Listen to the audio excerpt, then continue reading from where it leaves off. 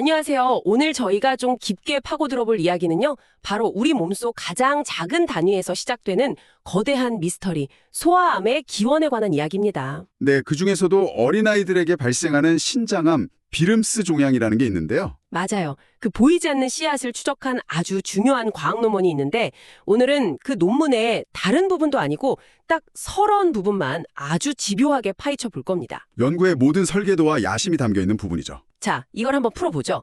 보통 우리가 암이라고 하면 뭐랄까 수십 년에 걸쳐서 흡연이나 자외선 같은 것에 계속 노출되면서 세포에 돌연변이가 쌓이고 그래서 생긴다고 생각하잖아요. 네, 그렇죠. 점진적으로 진행되는 거죠. 논문에서도 예를 드는데 식도 조직이 변화하는 발액식도나 대장 용종처럼요. 본격적인 암이 되기 전에 일종의 준비 단계를 거치는 경우가 많다고 하더라고요. 맞습니다. 그걸 전암성 클론 확장이라고 부릅니다. 네, 바로 그 전암성 클론 확장, 특정 돌연변이를 가진 세포들이 겉보기엔 멀쩡한 조직의 일부를 조용히 이렇게 점령해 나가는 상태인 거죠. 네, 맞아요. 여기서 클론 확장이란 말을 좀 더 쉽게 풀어보면 좋을 것 같아요. 아, 네네, 부탁드립니다. 클론은 복제인간처럼 유전 정보가 똑같은 세포 집단을 말하거든요. 우리 몸의 수많은 세포 중에 단 하나가 우연히 생존에 유리한 돌연변이를 얻게 되면 네, 그 녀석 혼자서 분열을 엄청나게 반복하면서 자기랑 똑같은 복제 군단을 만드는 거예요. 아하, 마치 어떤 동네에 특정 성씨를 가진 가족이 점점 늘어나서 그 동네를 장악하는 것처럼요. 정확한 비유입니다. 바로 그 현상이 클론 확장이고 이게 암의 씨앗이 될 수 있는 전암성 병변의 시작인 거예요. 와, 일종의 세포 단위의 세력 다툼이군요. 자, 그럼 성인암은 이런 패턴을 보인다는 건 알겠어요.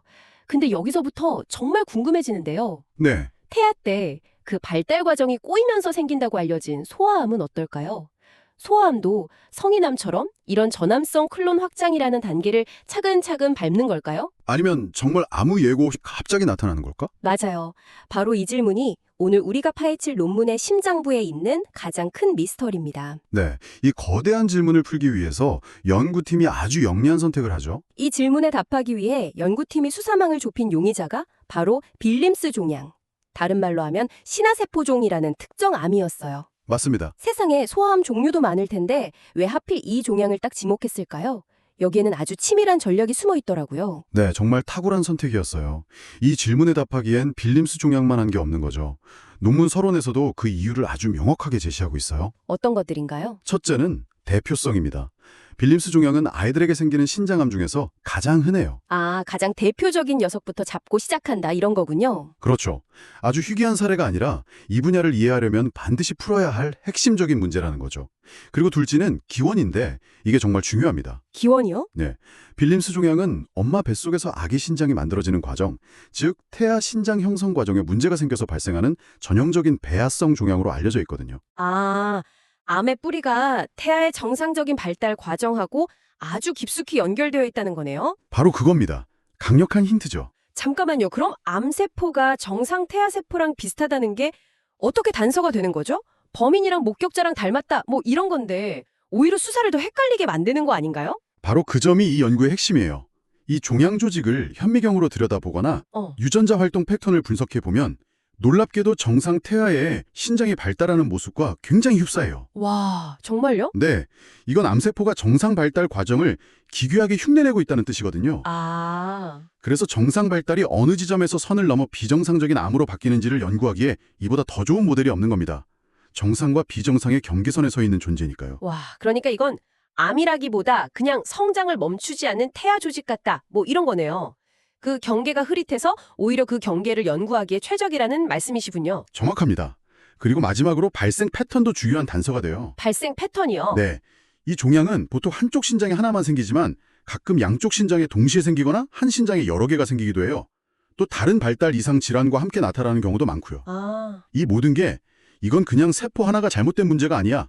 태아 발달이라는 더 큰 설계도에 뭔가 문제가 있는 것 같아 라고 계속해서 신호를 보내고 있는 셈이죠. 알겠습니다. 자, 이제 수사팀이 꾸려졌고 용의자, 즉 빌무스 종양도 특정됐습니다. 그럼 다음은 잠복 수사에 들어갈 차례인데 종양이 생기기 훨씬 이전, 어쩌면 아이가 태어나기도 전에 존재했을지 모르는 그 전암성 상태를 도대체 어떻게 찾아낼 수 있었을까요? 그게 문제죠. 이건 뭐 거의 유령의 발자국을 쫓는 거나 마찬가지잖아요. 맞아요. 그래서 연구진이 꺼내든 비장의 무게가 바로 우리 몸의 모든 세포에 새겨진 일종의 출생증명서이자 역사책, 바로 체세포 돌연변이를 이용한 유전학적 추적 기법입니다. 체세포 돌연변이? 그게 그러니까 DNA에 생기는 작은 오류 뭐 그런 거 아닌가요? 그게 어떻게 역사책이 될 수 있죠? 아주 좋은 질문이에요.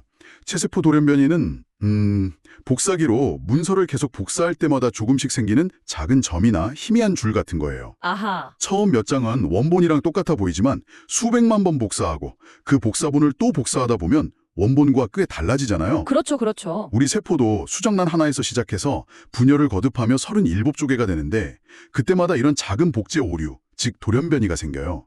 그래서 이 작은 오류들의 패턴을 역으로 추적하면 아, 어떤 세포가 어떤 조상세포에서 나왔는지 마치 가계도를 그리듯이 그 족보를 그려나갈 수 있다. 바로 그거죠. 와, 그 얘기 들으니까 소름이 돋네요. 그럼 우리 목의 모든 세포가 각자 자기만의 출생증명서를 DNA에 갖고 태어난다는 거잖아요. 바로 그 원리입니다. 이 원리를 이용해서 연구진은 암세포, 그 주변의 정상 신장 조직, 그리고 전혀 다른 계통인 혈액세포의 DNA를 전부 비교 분석하는 거예요. 일종의 유전자 친자 확인 검사 같은 거네요. 네, 그런 셈이죠. 여기서 이제 세 가지 시나리오를 생각해 볼 수 있어요. 첫째, 만약 어떤 돌연변이가 종양, 정상신장, 혈액 이 세 군데 모두에서 발견된다면 그건 수정 직후 우리 몸의 모든 세포가 되기 전 아주 초기 조상세포에서 생긴 돌연변이일 거예요. 온몸이 공유하는 가장 오래된 돌연변이군요. 그렇죠. 둘째, 돌연변이가 오직 종양세포에서만 발견된다면요. 이건 쉽죠. 아니 마구 성장하면서 나중에 생긴 암세포만의 특징일 거고요. 맞습니다. 그리고 마지막, 여기서 이 연구의 결정적 증거, 바로 스모킹 건이 나옵니다. 네네. 만약 어떤 돌연변이가 종양과 그 주변의 정상 신장 조직에서는 공통적으로 발견되는데 혈액에서는 발견되지 않는 경우예요. 이게 뭐로 의미할까요? 혈액세포와는 다른 조상을 가졌다는 거고, 그럼 그 종양이 다른 곳이 아니라 바로 그 겉보기에 멀쩡했던 정상 신장 조직의 일부에서 시작됐다는 증거가 되는 거군요. 정확합니다.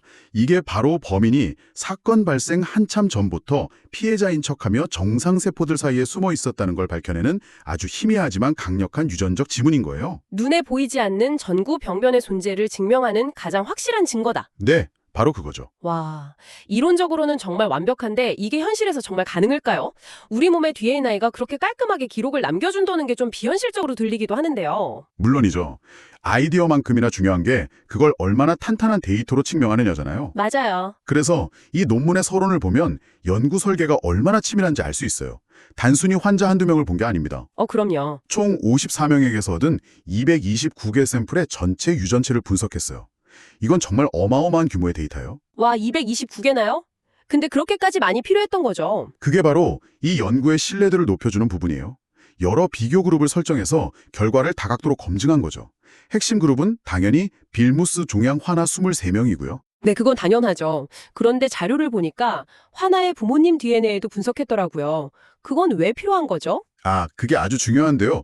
아이에게서 발견된 돌연변이가 부모에게서 물려받은 건지 아니면 아이의 몸에서 새로 생긴 건지를 구분하기 위해서예요. 아하. 이게 명확해야 저희가 추적하는 체세포 돌연변이의 역사를 정확하게 그릴 수 있거든요. 그렇군요. 그럼 빌름스 종양이 아닌 다른 소아 신장암 환자나 심지어 성인 신장암 환자는 왜 분석 대상에 포함시킨 건가요? 아주 중요한 포인트예요. 만약 저희가 발견한 정상 조직에 숨어있는 암의 씨앗이라는 현상이 모든 암에서 공통적으로 나타나는 거라면 빌름스 종양만의 특별한 이야기가 아니게 되잖아요. 그렇죠. 그래서 다른 소아신장암이나 성인신장암과 비교해서 이 현상이 정말로 빌름스 종양만의 고유한 발생 과정인지를 증명하려고 한 거예요. 일종의 알리바이를 확인하는 과정이죠. 와, 정말 겹겹으로 안전장치를 해놓은 거네요. 네, 이 강력한 비교 설계 덕분에 연구 결과가 훨씬 더 설득력을 갖게 된 거예요. 단순히 현상을 발견하는 데서 그치지 않고 그게 정말로 빌름스 종양만의 이야기라는 걸 증명하기 위한 설계군요. 맞아요. 여기서 그치지도 않아요. DNA 서열 데이터뿐만 아니라 유전자의 사용 설명서인 RNA 서열이나 유전자 스위치를 껐다 켰다 하는 DNA 메틸과 같은 정보까지 통합적으로 분석했어요. 자, 지금 후속 유전학이라는 말이 나왔는데 청취자분들을 위해 이걸 좀 더 쉽게 예를 들어 설명해 주실 수 있을까요? 유전자에 붙이는 포스트잇 같은 건가요? 네, 아주 좋은 비유입니다.